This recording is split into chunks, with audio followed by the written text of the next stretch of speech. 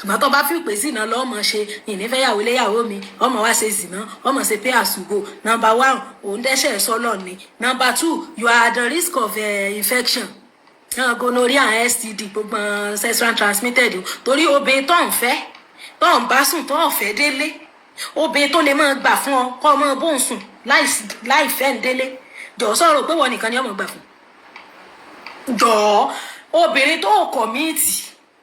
wọ́n lè dọ̀la kó náà wò pé òun náà fẹ́ marry òun náà fẹ́ jẹ́yàwó lé kó dẹ̀ consider another relationship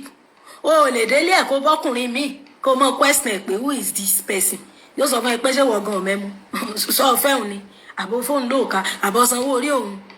jí obì ọlẹ́rẹ̀ lò so o lè expect commitment from àwọn obìnrin tó ń bá sùn kiri yẹn sọ́ọ́rí àzìnà tó ń kó kiri ọlọ́mọ jẹ́ kó àrùn látara wọn tọ́wá rò pé sínà lọ fẹ́ yàn láàyò tó o bá fẹ́ fẹ́ yàwó mi fẹ́ lálàáfíà kóore fi hàn ti lé whichever way tó o bá gbà láti pass across information fún torí tí ìyá ń sọ ní ìsìn ni pé àǹtí ni ó fẹ́ yàwó àǹtí ni ó fẹ́ yàwó irọ́ ni bóòtọ́ ni àmọ́ àrà kọ́lẹ̀ rẹ̀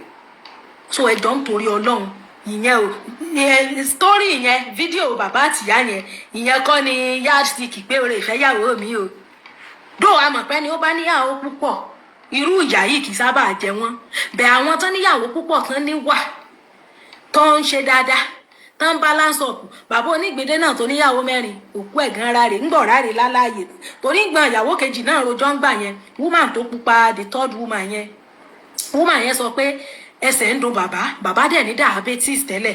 dókítà wa ní kán má jẹ carbohydrates kán má jẹ starchy food pé starchy food nìyálé àwọn máa gbé wá pọ́ùn lòún máa ń ro wheat lọ fún bàbá after tán yí bàbá tí wọ́n discharge wọn pọ̀ pé tí wọ́n délé ní kúkú gbà náà that's why tí wípé máa yẹn láwọn obìnrin tó pọ̀ ìyálé sì rí yà fi jẹ́ why because gbogbo document tó ní gbogbo everything ọwọ́ ìyálé ló kó sí believing that pọ́ùn lè fi yẹn tú lójú yóò mọ̀ wò wípé àlíálí gbogbo tó ní ìkápá mi ló kó sí àwọn ìyàwó ìyókù wọn ní nǹkan kan lọ́wọ́ ìyá mo fi pé bẹ́ẹ̀ àti bàbá yẹn rò nìyẹn tí ò fi carry àwọn all other women along unfortunately kò mọ̀ pé kò sí nǹkan tó lè ṣe fóbìnrin tó fẹ́ yàwó lé kò lè dárí ó sì jìyà lọ́wọ́ ẹ̀ àfi tí ò bá lóore ọ̀fẹ́ àti lè fìyà jẹ ọ́ you go still suffer ni mo ṣe ní tó bá mọ̀ pé ìyàwó lọ fẹ́fẹ́ treat ìyàwó yẹn bí ìyàwó má treat ẹ̀ bí outcast so that in a situation where tó bá feel pé ìyálé bá ní ẹ lára wàá rí ibi dé sí tó o bá ti mọ̀ pé ò lè ṣe yẹn maintain ẹyọkan tó ní torobìnrin ìdáríjì yàn rú ẹ̀ bó ṣe jẹ́nu especially obìnrin tó ti promise ní heaven and earth tó ti sọ pé tí kò fi yà yín ò ní fẹ́ yàn mí ó ti rely lè promise yẹn bó ti ẹ̀wúlẹ̀ jẹ́ pé ìlérí yẹn is against nature kéèyàn kó promise kójú òní rọ̀ nísìn láyé wòlíì Èlíjà gan tó sọ wípé kójú ọmọ rọ̀ fún ọdún 3 àtòṣù 6 ìsẹ́ńgbàtọ̀ yá ṣé Ọlọ́run padà ṣèyanu fún Ísírẹ́lì so any promise tó bá ti against nature ìwọ̀n bá lè yàn máa gbọ́kàn lé mọ́ mi obìnrin mi ò mọ̀ báwọn tó bá ti sọ àwọn kan rẹ̀ tí ó ti rọ̀ mọ́